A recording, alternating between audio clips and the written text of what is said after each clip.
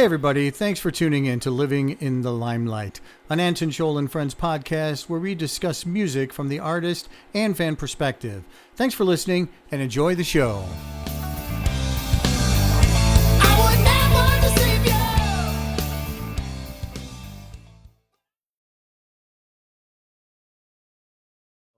But I would have to say that probably the best encounter in my musical career was when I got to hang out with STYX for a while. Amazing. Yeah. How did that happen? Well, there was a guy at my work who became my boss, and I was really, I'm like, I've been there for a long time. I'm like, why are you my boss? You don't know anything about nothing that goes on in printing, and yet you're my boss, And he goes, that's right. And I'm going to learn a lot of stuff from you. So I said, so I'm going to train my boss. And, and he was like, yeah. So we didn't get along in the beginning. And then one day I'm going past him or doing something, and I was singing a STYX song. I was like humming a STYX song. I think it was probably, something very familiar, Come Sail Away or something like that. It may have even been, actually, if I remember correctly now, I think it was Sweet Madam Blue that I was doing, because I just love that song. And he goes, hey, are you a STYX fan? And I said, yeah, I am. And he goes, well, here, take a listen to this and tell me what you think. And I'm like, okay, are you a musician? What? And he goes, no, I grew up with Dennis DeYoung, and he just gave me his new album to test, but it's not out yet. So you can't show it to anybody.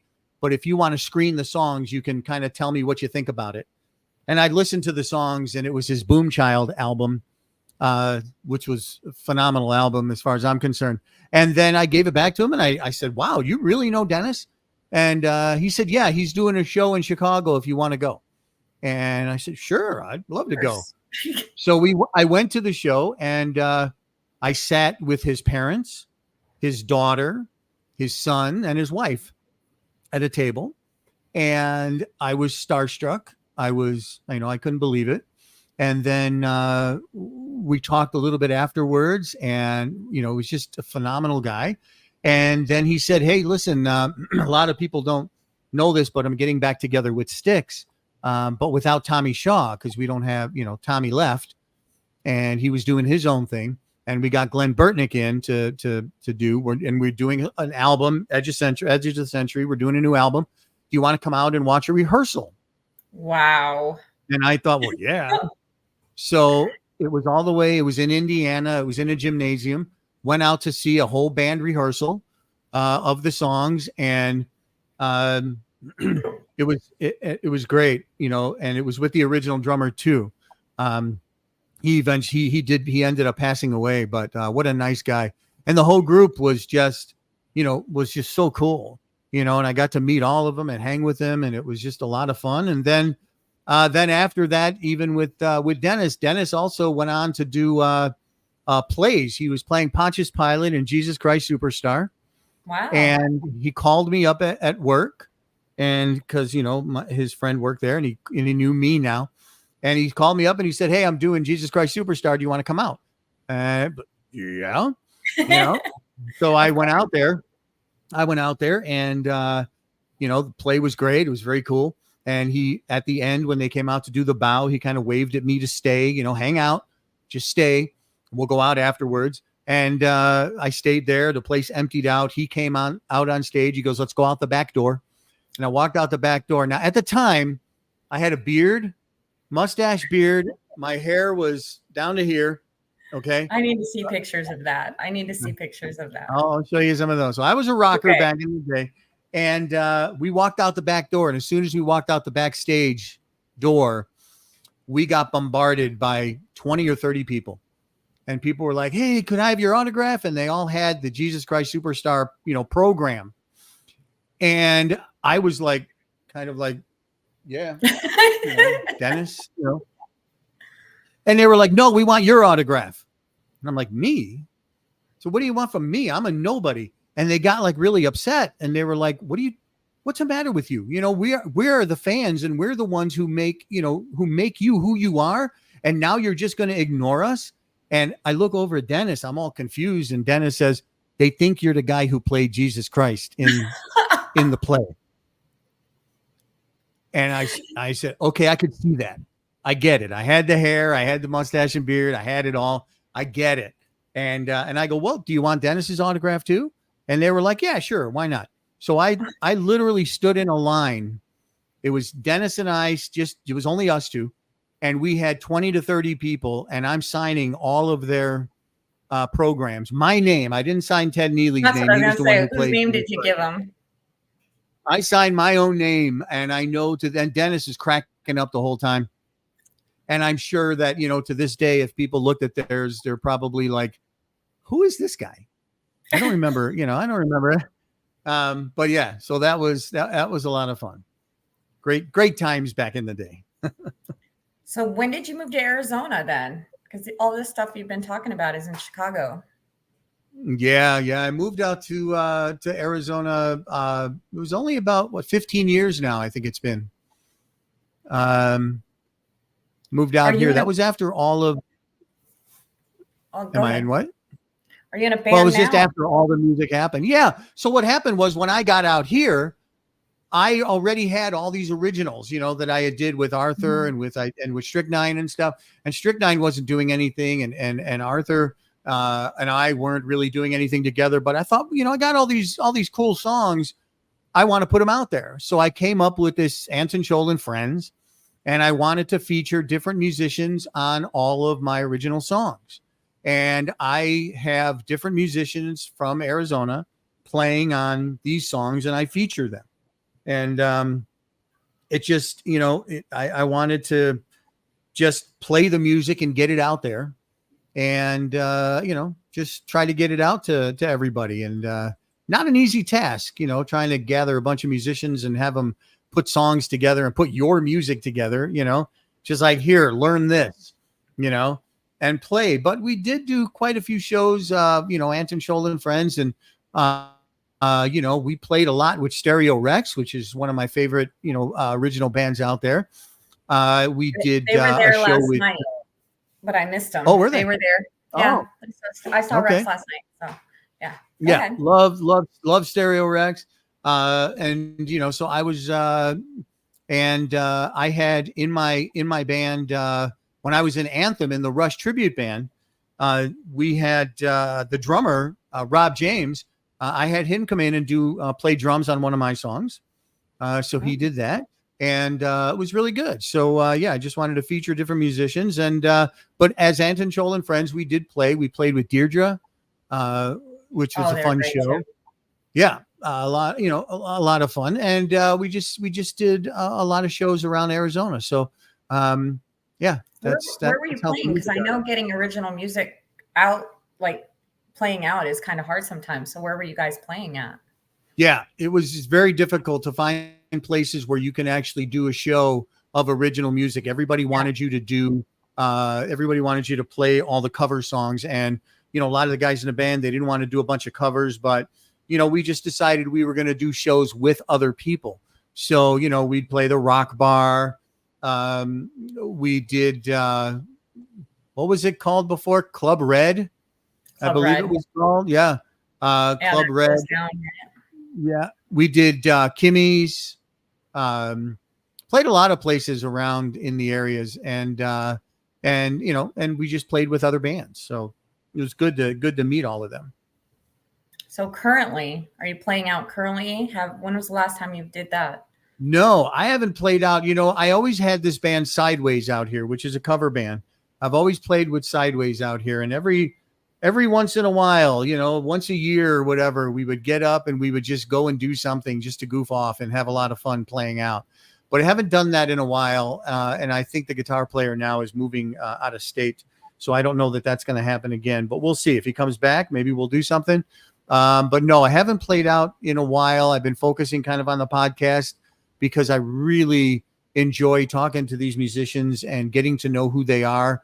And, it's really opened up the door for me as far as, being able to do the podcast, because, I reached out to some of my favorite bass players out there. I was recently able to interview Billy Sheehan from Mr. Big. Nice. And, he took the time to talk to me, and it was a great time. And Rudy Sarzo, which is just a phenomenal bass player, from Ozzy. Super and nice guy. and Quiet Riot. Right. Just a great guy. And so I got to do that. And really, I have to say, the musicians out here, and I say this in my podcast too, but I think a lot of people don't really, don't understand the magnitude of it. The people out here, the musicians, it's not a competition. In Chicago, there was competition. And even in the big leagues, there's competition. You hear all these stories about, not wanting to be shown up by the opening act. Even Aerosmith used to unplug people's amps and do stuff to them, to kind of screw them over if they were better than them. There's a lot of rock stories out there that are really fun to hear. And the famous one with Aerosmith, I think they did it to Kansas. They tried to unplug all their equipment and everything. But but I tell you what, all of the musicians out there that I've talked to, whether they do covers or whether they do original music, they all kind of know each other and they all support each other. Yes. And it's wonderful to see all that. And that's the kind of thing that I support. I'd love to see these guys get together and do a mega jam, with all of these. They do that occasionally. For benefits, I think they've done it a couple times, and people just get up and interchange positions, and so that's really cool. Right. So the podcast, when did you come up with the idea to do it, and how is it going so far? Is it what you thought it would be? Well, I think I came up with it because I have a studio here. I built a studio in the backyard. It's great, by the way. It's amazing. I could just hang out there all day long. Yeah, thank you. So it's just a lot of fun to be out here and creating music and doing things. And I thought, if I can't get out there and play music, then I need to remain with music and talk to people. And so it started out very difficult because I was trying to ask people to come out here and come all the way out to my place, which is way in the boonies, and I can only get some local people to do it. And then, you were nice enough to come out with Rex, and I thought it was fun. And, the whole purpose in the very beginning was to get two contrasts. It was to get the musician's point of view, and then it was to get the fans' point of view. And we can talk back and forth about, what the other person sees in the perspective of the musician versus the perspective of the fan. And I think it opens up the eyes of both of them, what each person is going through.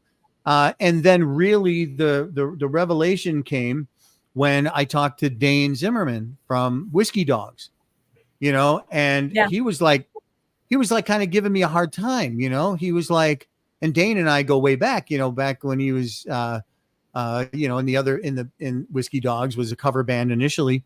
And, we used to play with Sideways. So we knew each other. Yeah. And Dane was like, hey, listen, I really don't want to come out to Cave Creek, and I'm like, dude, I know, I get it. I said, but I'd really like to interview you. And he goes, well, then let's just do it online. And I'm like, I don't know what I'm doing. And he hooked me up with how to do it. And this is the final outcome of that. And without him, I don't know what I would have done. Hopefully I would have figured it out eventually. But honestly, Dane Zimmerman is the one who got me to where I can really open up the floodgates and say, now I can interview anybody. And it's kind of grown from there. Is it going the way that I want it to? Yeah, it is. Views are very hard to get anywhere you go on social media. The algorithms, all of the ridiculous algorithms that they have, they only show it to 10 people. They show your links to a couple of people unless you pay an exorbitant amount of money to advertise or to promote. And I think that that's just ridiculous. I think that word of mouth is the best thing. Sharing, having your friends share, having people share doesn't cost anything, so I always ask people, do what you can to share.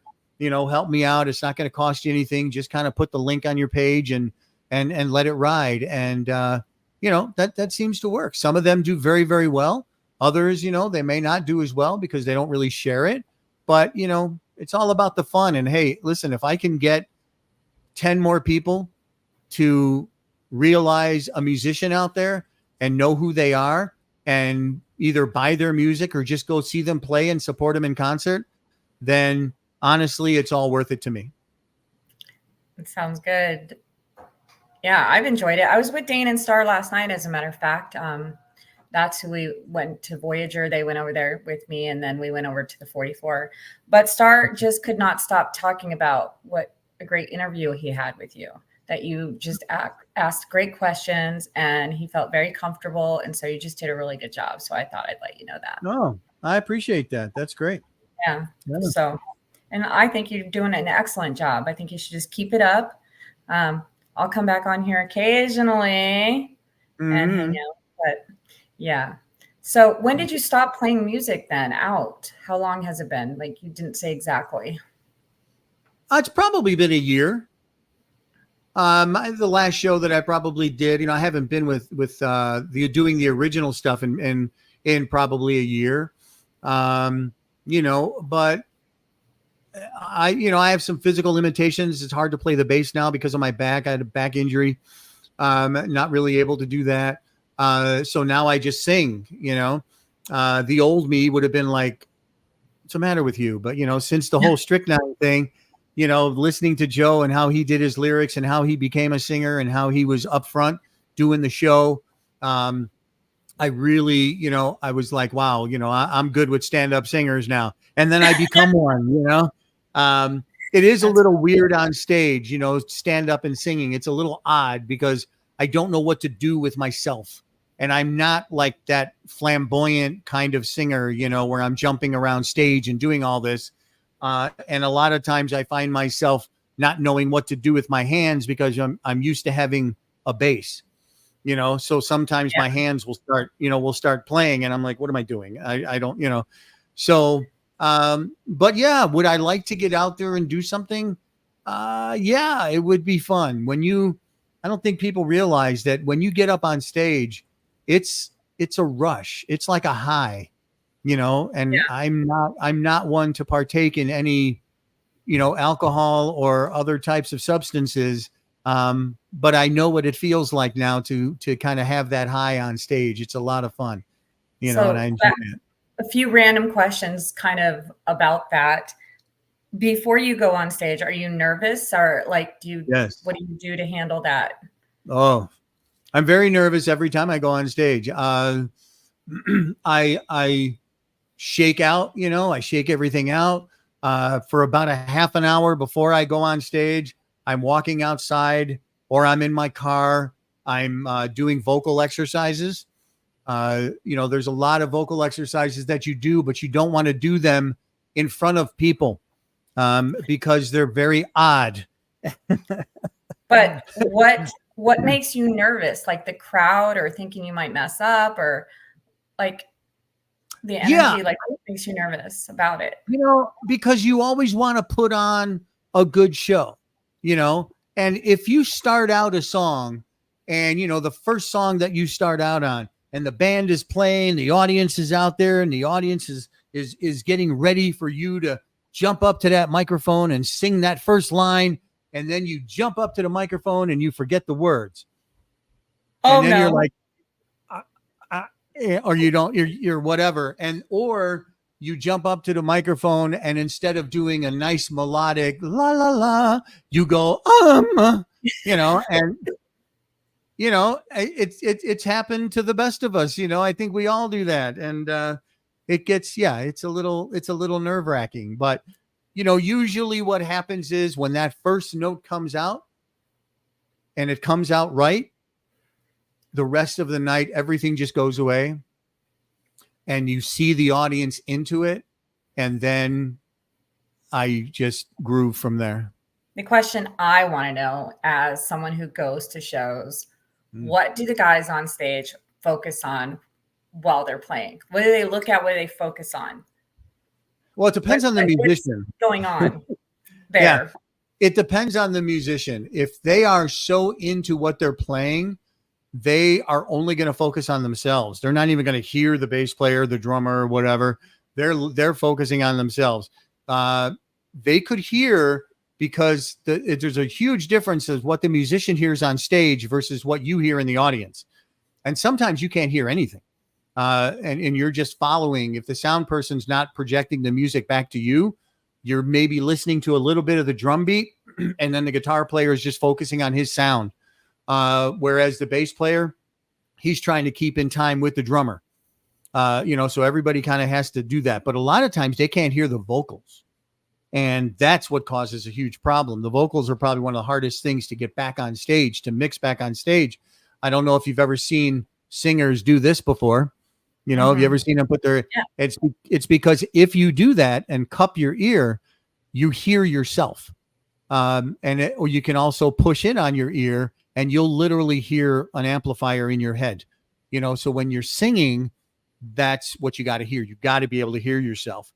And so they're focusing mainly on their own instruments. But I got to tell you, there are a lot of bands out there now that are they're so in tune with what they're playing that they hear everything. And the reason I know that, because I know that when I'm on stage, and if I was with my original band or my cover band, I know every single mistake that happened because we talk about it afterwards. We laugh about it on stage, because you can't get upset on stage. If you get upset, you're going to blow the whole night. And I've seen musicians get upset and get all freaked out about, oh, bass player hit the wrong note, or the drummer couldn't stay in time, whatever. You can't do that. Laugh it off, joke about it, move on. But then afterwards, you have a conversation with with the band. But I got to tell you, every band, if you've ever been in a after show where the band is backstage, you'll probably hear them say, hey man, what was that? You totally missed the whole beat in that song, or what you totally blew the entire lyric of that song. Nobody in the audience knows that, but the musicians, we know. So have you ever played, this question, at the restaurant type places where people are eating when they're listening to you? Because I feel like that would be so weird. It is. We played a pizza place. We played a restaurant. I played a place. There's a really cool place called Va Bene in. I've been there. Yeah, and I played there with a dance band, and people are eating and stuff. But sometimes people, when they're eating, they don't pay attention. Yeah, they don't pay attention. So and it feels right. weird. And as a musician, you kind of need that feedback. Whenever you do a song and, you think you did so well, and, that ending song with that ending part of it, you go, ba, ba, ba, ba, ba, ba, ba, and you're like, thank you. And then you hear nothing. And then crickets, and then kind of look back and go, what happened? But it does happen. I mean, that is what it is. You're there to entertain the audience. You are entertaining the audience, but sometimes they're talking to their friends or they're not paying attention. And it's not like a concert venue. It's a totally different feel from being in a concert venue versus playing in a restaurant, because sometimes, you'll hear after a song, just that, or you'll hear, hey man, that was really good. And that's it. I'm sure a lot of the musicians can identify with that one. So if you could be in any band, dream band, you could just go join a band. Oh man. Which band would you join? Is it as a singer or as a bass Whatever player? You want. Whatever you want. Any band, any time period. Oh, doing whatever you want.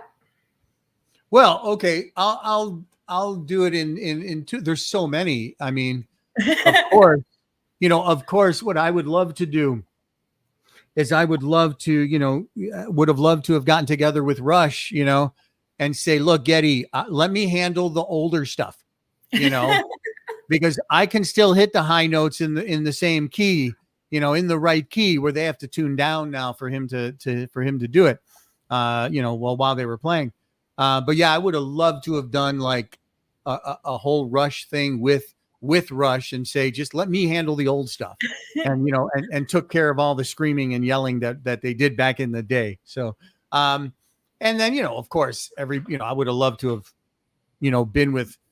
done a thing with Led Zeppelin, of course, back in the day, but all that stuff is out of reach. But there's so many bands here that I see, that are, Deirdre's band is very cool. Would love to have sang on something like that.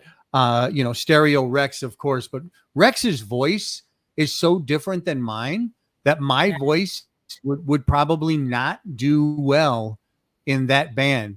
Rex's voice is so unique and so different, and it fits perfectly in the way that he writes, that if I were to sing anything that he did, it would probably be bad, but I would love, I even got up on stage with him one time and did a couple of songs, but we did a couple shows together. But Empire of Desire, they're metal, they're heavy metal, and although I haven't got into the real metal part, I love experimenting with that type of vocal, so that I think would be fun to do too, kind of have a thing, with them back and forth. I think, that would be a lot of fun. So yeah, there's a lot of groups out there I'd love to jam with.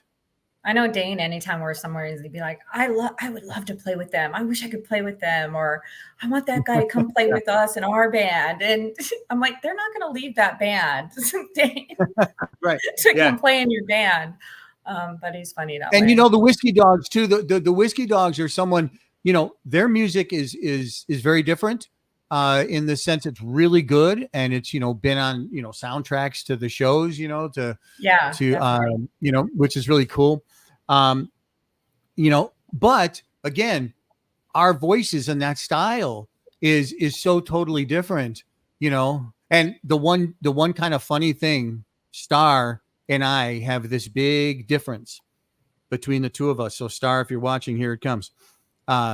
He does not like when people use teleprompters or any kind of iPad on stage.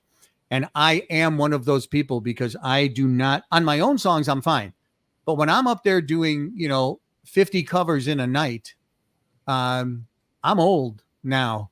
I mean, I can remember lyrics, back from the 80s, and I can sing them all day. But when you tell me to learn a song and you put it in front of me and say, hey, let's learn this new one and, get it out there. And I got, 50, 75 covers or so that I have to learn. I don't put that much into it. I'm like, just give me the lyrics, and I put it up on stage. So yeah, I think I would freak him out if I walked up on stage with him and brought out my iPad. Yeah. He was talking about that last night, actually. But yeah.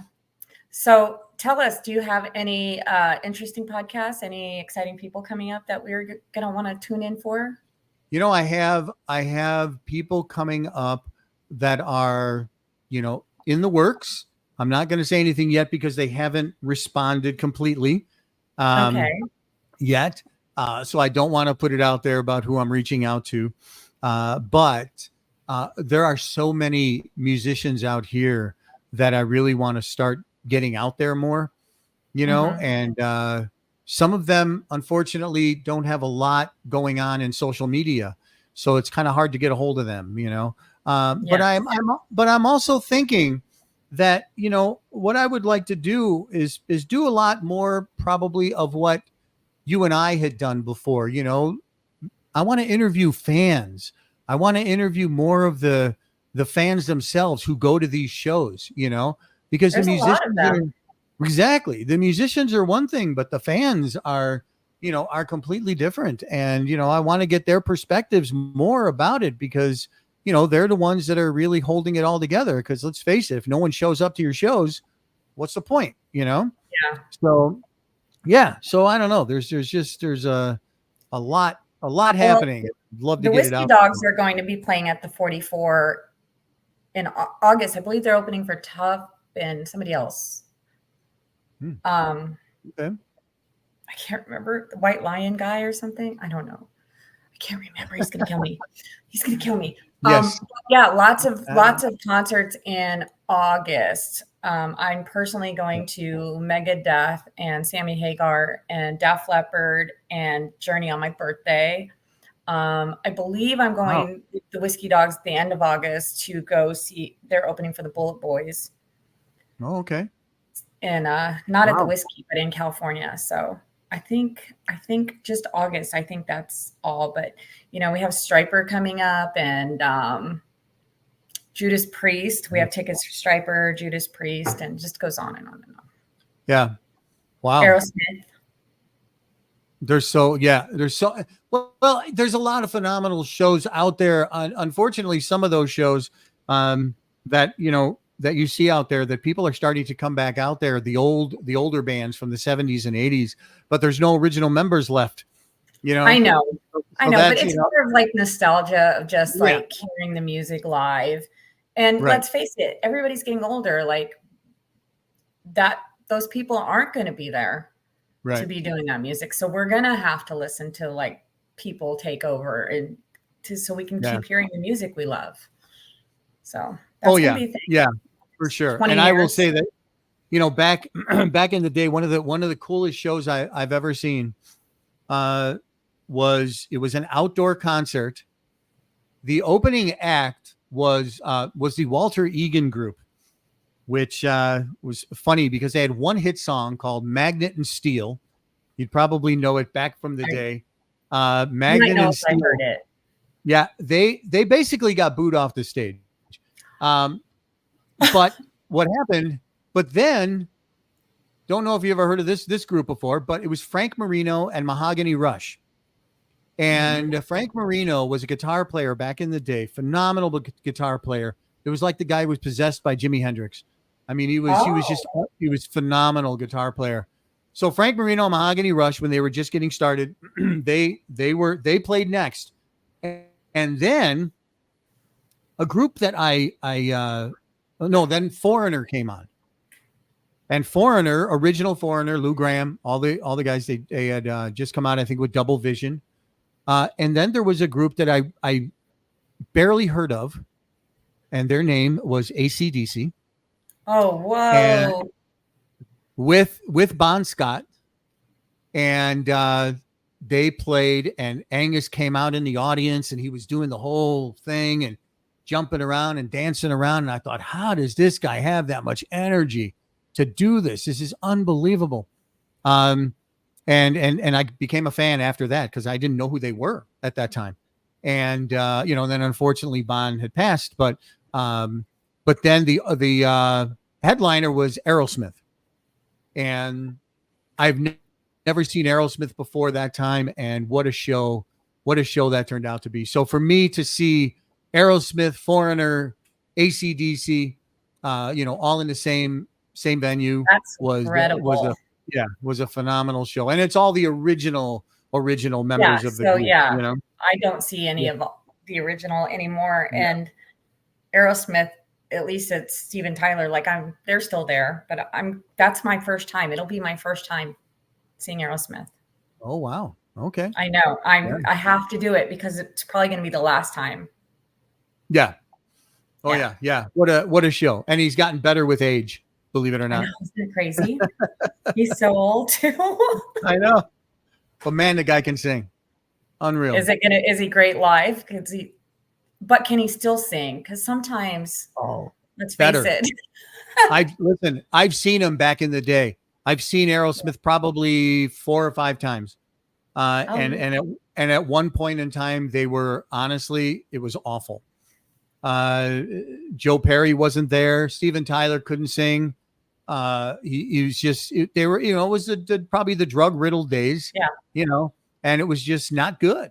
And then I saw him again when they came back together, and again after that. And wow, his voice is just amazing at his age. He can still hit the notes even better because he's not on drugs, but wow. Yeah. He's a phenomenal entertainer.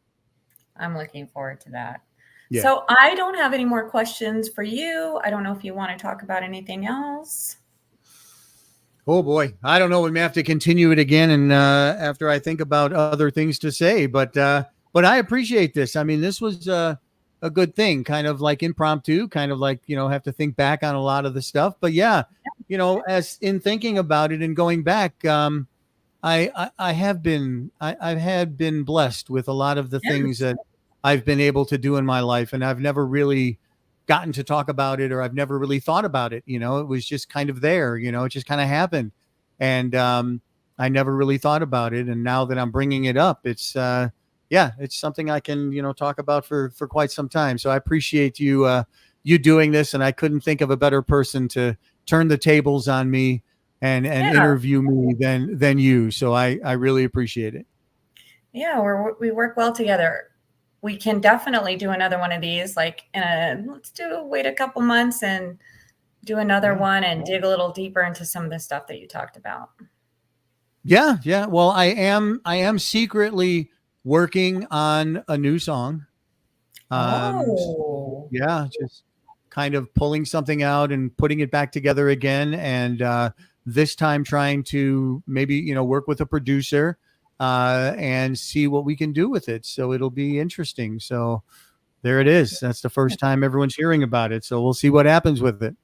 so where can we hear your music? Where can we get it? Where can we stream it? Tell us. Well, everything, I'm on all the streaming sites. So my music is on every streaming site out there, even those I don't know, but it's on like 100 different streaming sites. So whatever you're listening to, just look up my name and you should find it. And on YouTube, I have my channel on there, which I do, where I show my videos of my original songs. I also have a couple of goofy videos that I've done in the past. My wife, who's not a musician in any way, shape, or form, but she loves Gwen Stefani, and she wanted to do a couple of Blake Shelton and Gwen Stefani songs, and I put the songs together and we did them together and we sang together. And I'm not a country person. Check that out. I'm gonna go check that out. Yeah, probably not. I don't know. I mean, it's there. It's fun. It ain't great, but it's fun. It's just something to do, with music, and it's a totally different genre, but it was a lot of fun to do with my wife and put it together. So, we did 2 songs, I think, on there. But yeah, it's a lot of fun. So yeah, the YouTube channel, just look me up on there and you can catch all the songs. All right. I will definitely do that. I'll let you know what I think. I appreciate that. Yeah. Yeah. Don't laugh at me too hard on some of those, but yeah, but they're fun. But thank you. I do appreciate you doing this for me. All right. Well, let's talk again soon. All right. So for everybody else, this has been Turning the Tables on Me on Living in the Limelight. I'm your host, but actually guest today, Anton Scholl, and the host today being Stephy Walker. So thank you so much. And Steffi, stay on for a little bit. Let's talk about this afterwards. And always look up Steffi on everything, because you're on there. You're on TikTok. You're on Facebook. The Sweet Life of Steffi. The Sweet Life of Steffi on TikTok and on Instagram. Stephy Walker on Facebook. So The Sweet Life of Steffi. Mm-hmm. Get out there, get to know her. She's a wonderful person, and I do appreciate you doing this. So thank you. Thank you. All right, everybody, take care, enjoy, and we look forward to the next episode. Thank you.